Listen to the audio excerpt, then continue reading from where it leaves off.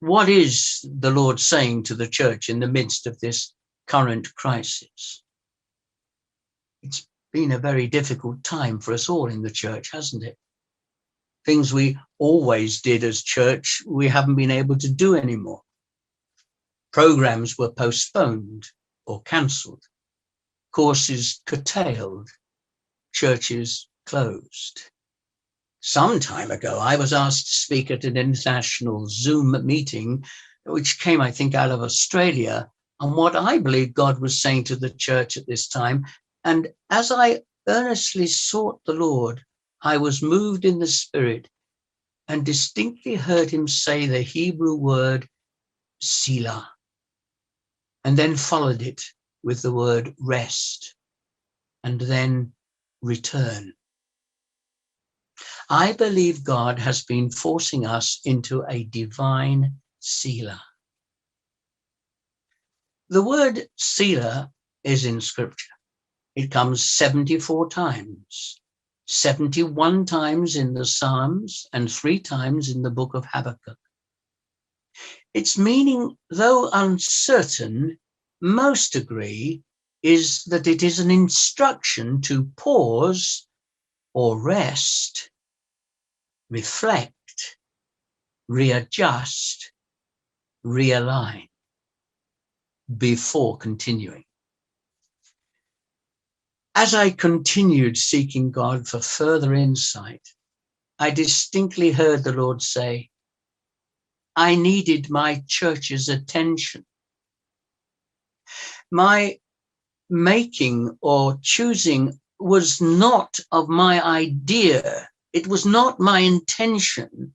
My making and choosing was to bring about a divine Selah. I didn't create this pandemic. And though I didn't create it and it wasn't of my choosing, I have allowed it both as a judgment upon the nations and also a means of causing this divine Selah, a divine stop to all church activity and kingdom pursuits.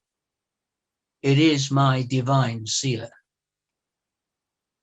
As I stayed in the Spirit, Jesus began to share his heart with me. He described the pain that the church had caused him. He sighed deeply. Oh, I'm so tired of my people playing at church, as if it were a game to be played, a ritual to go through, or a performance to be entertained by. I do not want, firstly, your programs and your performances, but I want you. I want you to know my purity and my perfection, for I have purposed to share it with you intimately. As I sought the Lord over the next few months, he turned me to Hosea 2. Hosea 2, chapter 2, verses 14 to 23 says, Therefore, behold, I will allure her and bring her into the wilderness and speak comfortably and tenderly to her. I understood that this was referring to the church, his body, and that he wanted to draw her into a new place of deeper relationship with him and to reveal to her her real end-time identity. This, he revealed, was indeed her end-time identity.